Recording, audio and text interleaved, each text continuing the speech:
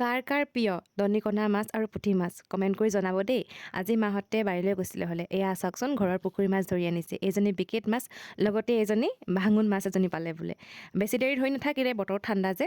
আৰু এইফালে এতিয়া বাবায়ে মাছ বাচি আছে, লগতে মায়েও বাচি আছিলে। এয়া চাওকচোন দনিকণা মাছ আৰু পুঠি মাছ কাৰ কাৰ প্ৰিয় কমেণ্ট এটা কৰি জনাবলৈ নাপাহৰিব।